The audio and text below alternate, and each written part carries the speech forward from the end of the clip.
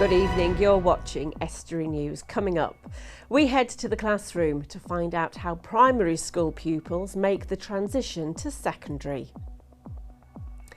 We also visit this care home to find out how the dogs are helping the elderly. And we learn more about Humberside Police's new speed awareness campaign. And we also head to Grimsby to find out what you think about 3G phone signals.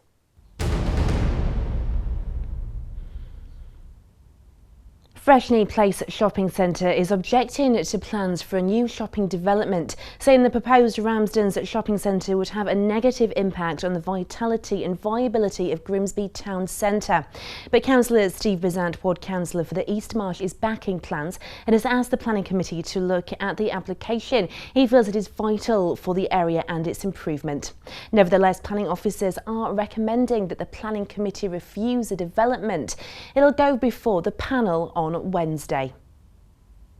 I'm hoping that members see sense at the light of the day and the store is approved, because to be honest, for Freshney Place to object against 7 or 8 small units, I can't see what world they're living in. A new exhibition at Ferrens Art Gallery gives people a chance to see what Hull will look like by the year 2020.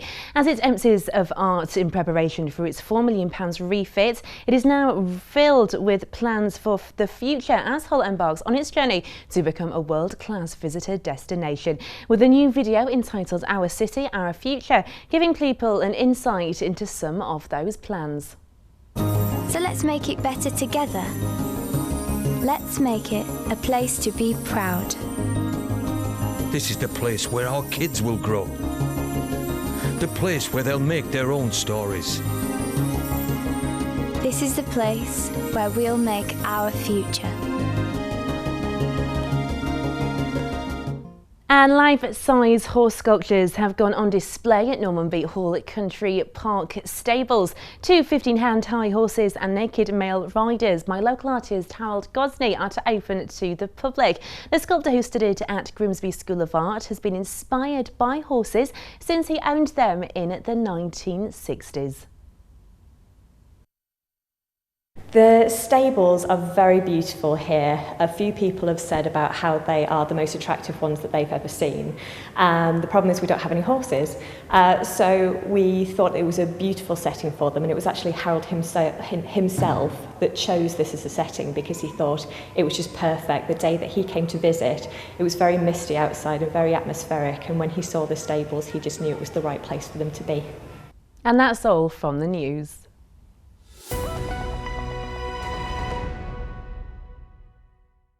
The move from primary to secondary education is a big step up for many children. In Scunthorpe, a special kind of summer school helps children adjust to what secondary school will be like in September. Dave Nunn went back to the classroom to find out more. The transition from primary school to secondary school is a challenging time for many children. Stepping into a new environment can be quite intimidating, but now a scheme in Scunthorpe aims to help pupils transition to this new setting. I didn't have anything like this when I was at secondary school, but the concept and the idea was obviously to support those children's needs, because it's quite a big time for the children who are going to obviously secondary school from primary. We felt that it needed more care and attention. The idea behind it was the DfE wanted to just fund sort of a 2-week summer school, but what we've managed to do is, using the funds that we've been given, we've been able to put a whole programme together. So my staff, who are health mentors, they've been able to go into primary schools from summer, end of summer 2, which is sort of the end of early June, and they've been working with the children in their primaries. They then follow them and join as part of the summer school, and then when the summer school finishes in the 2 weeks, they then follow them into the secondary school in September, making sort of a through transition process for the children. Often the biggest fear children have about going to secondary school is making new friends, and one of the aims of the Accelerate sessions is to start friendships between the children, which will hopefully continue long into secondary school. Well, definitely. An example was today, I know a child who's not been yet and wants well, the parents want them to come, but they're kind of nervous and scared about coming because they think they're going to be alone. Or we've tried to make sure that there's children here that are going to be supported, and we know that if they come for one day, they'll realise how much fun and excitement and enjoyment they'll get out of it, and that they'll probably forget about the fact that they're here for transition, for moving to secondary school, that they're actually just here having a great time and meeting new people. The experience has been enjoyable for the children who have been attending the sessions. We made a tribe, like every group, and there's like different types, like the bunny fuffles in it, and sacred dragons and fish. And survivors. Yeah, and survivors. The enjoyable nature of the programme underpins the serious work it undertakes in preparing children.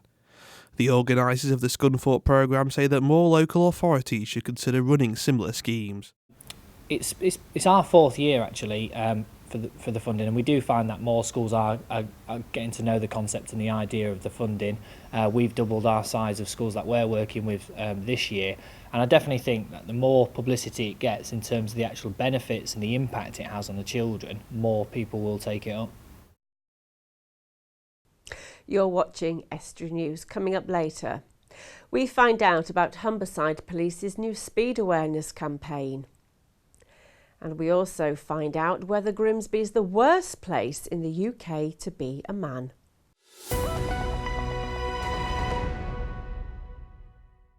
A care home in Kirk Ella has had some visitors of the fluffy variety through their door.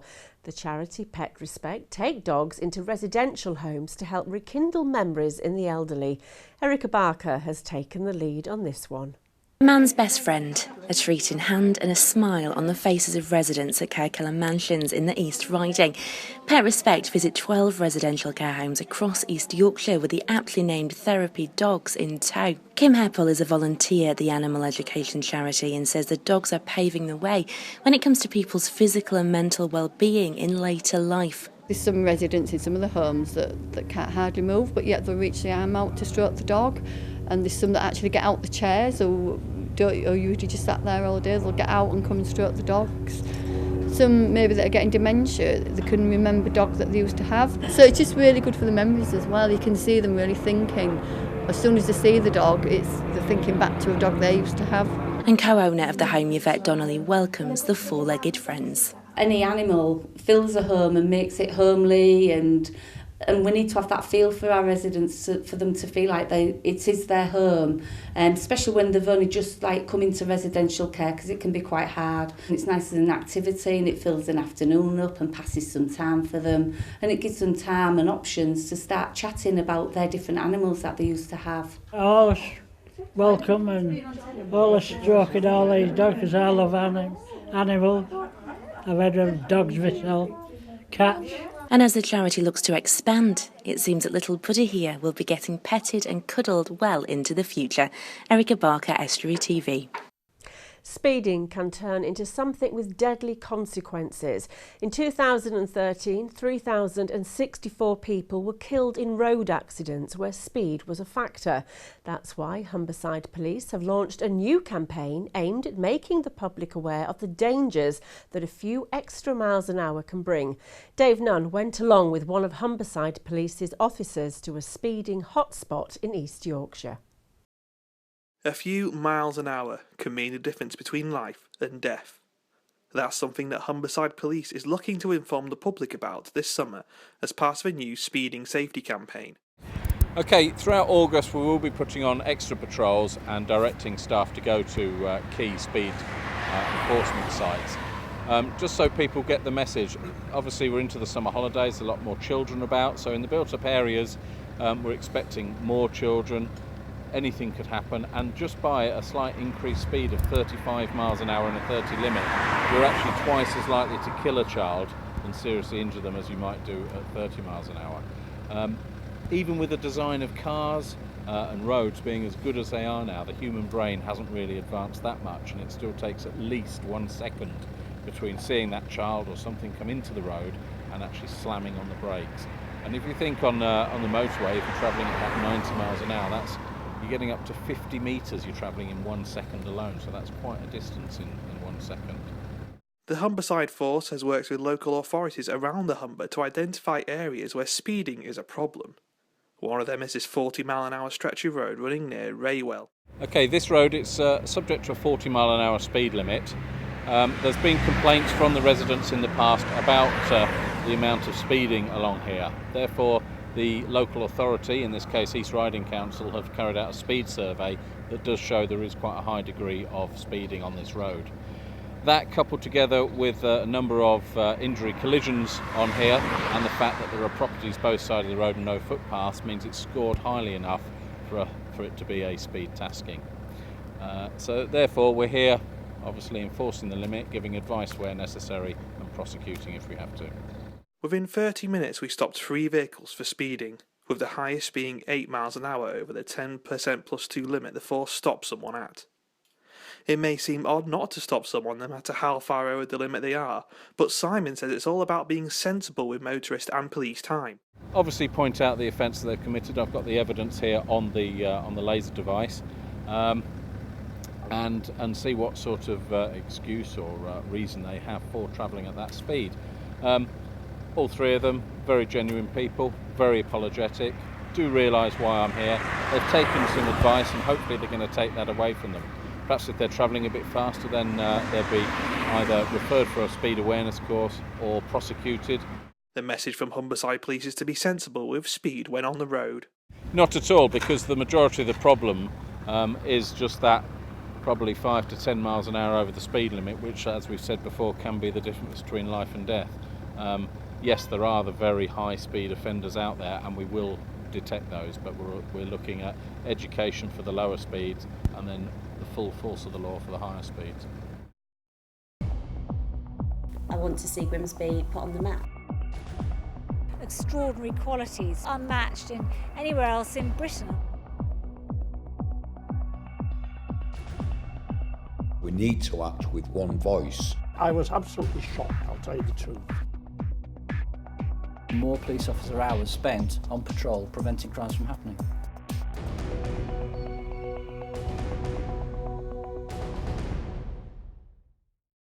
Recently, Ofcom published a report which said the Humber region was one of the worst places for 3G phone signals.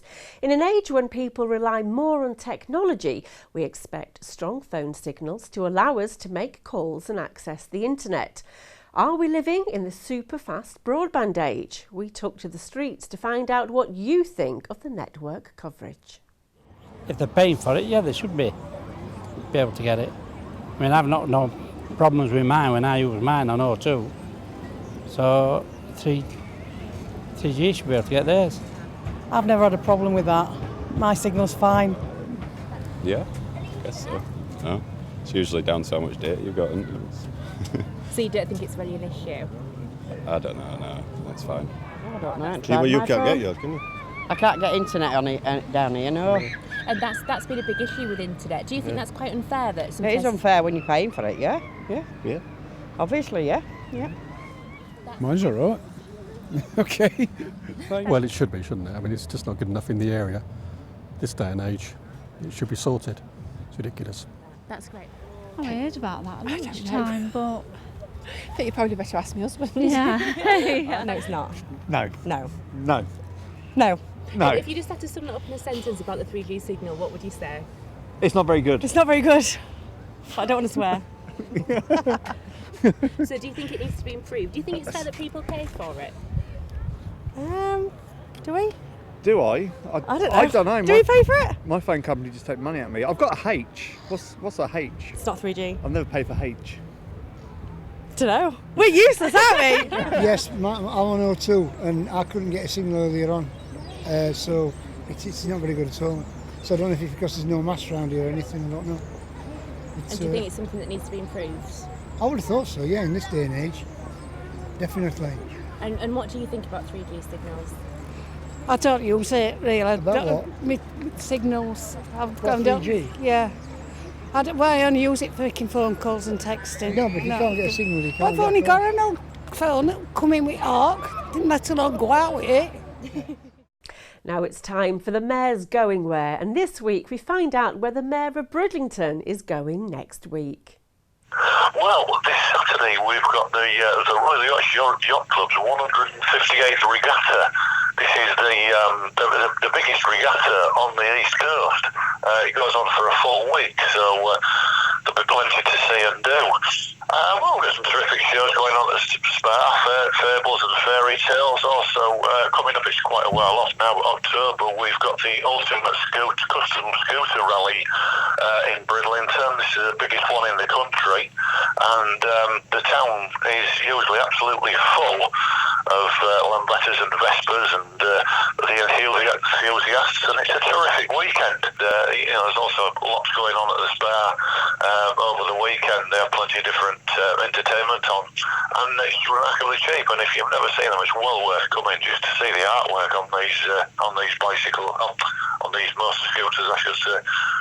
We've got miles and miles on Golden Beach. We've got donkey rides. We've got the Yorkshire Bell. We've got the bird colony at Bempton, the only place in this country where you can go and see nesting gannets, nesting puffins. For less than £10, you can take a ride out on the Yorkshire Bell, a 4-hour cruise to the bird colony. It's amazing. It's well worth doing. Grimsby seems to be increasingly represented in a negative light in the national press, recently being named the worst place to live in the UK as a man.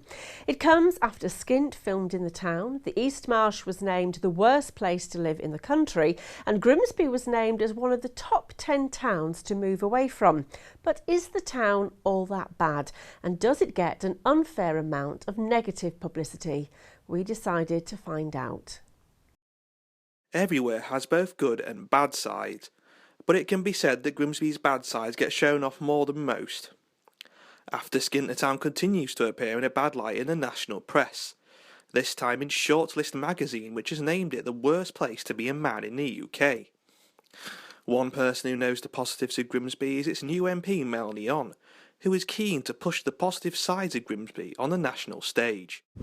Yeah, definitely. I think we take more than our fair share of ribbing on a national stage, but we've got some amazing things to be proud of. We're at the centre of a renewables revolution in terms of the way that energy is provided in our country.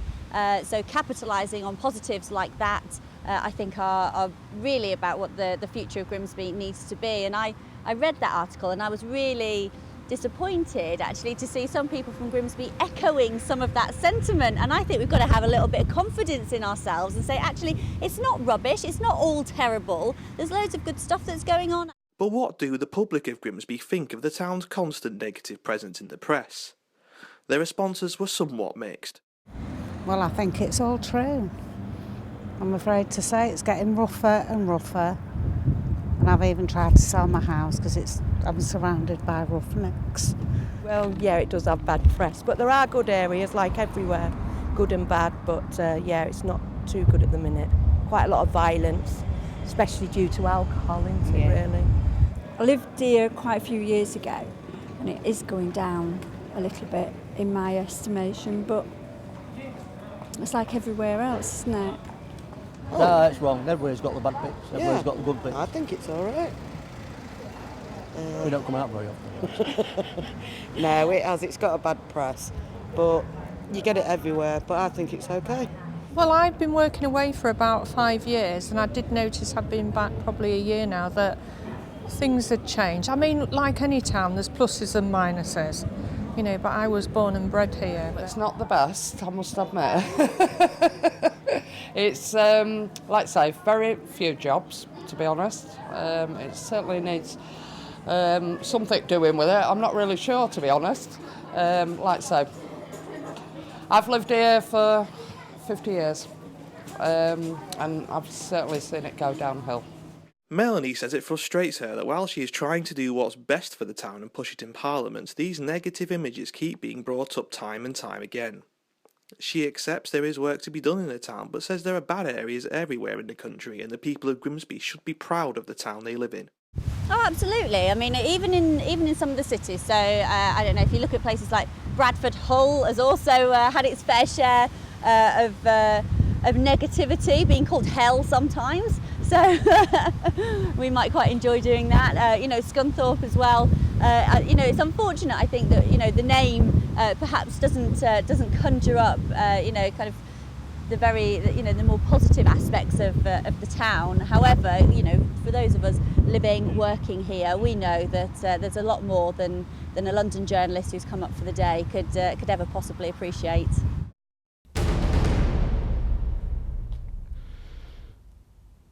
Hull City kicked off the new season with a 2-0 win against Huddersfield Town. New signings Sam Clucas and Shukva Agpom scored the goals to earn all 3 points on opening day. Grimsby Town were forced to settle for a draw despite twice leading against Kidderminster Harriers at Agra. It's been reported that Paul Hurst reserved a few harsh words for his players after Saturday's game and wants them to heed that message ahead of tomorrow night's visit of Barrow. Hull FC were narrowly beaten 36-30 when they faced Castleford Tigers as the Super League Super 8s got into full swing. Having taken the lead twice in the game, the early birds could not hold on, with Michael Clinton claiming 4 tries to help the home side to victory. Hull KR then, they produced a second-half comeback against Leigh Centurions to get their fight for survival in Super League off to the right start. A 36-26 victory at the Leigh Sports Village, a ground where the hosts have not been beaten for 2 seasons, was great for the travelling supporters a week after their Challenge Cup semi-final triumph. The cricket then, and some results here. Well, Doncaster Town beat Hull by 116 runs, Doncaster Town 314 for 6, Hull 198, and Appleby Frodingham beat Barnsley by 50 runs, Appleby Frodingham 176, Barnsley 126, and that's all for the sport from now.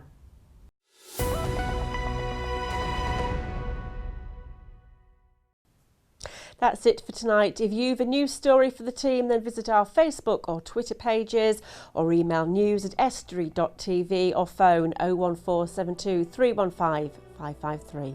Good night.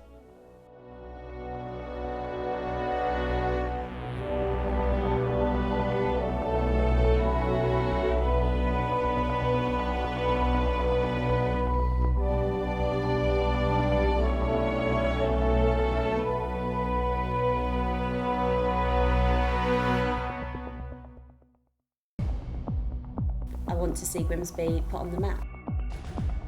Extraordinary qualities, unmatched in anywhere else in Britain. We need to act with one voice. I was absolutely shocked, I'll tell you the truth. More police officer hours spent on patrol preventing crimes from happening.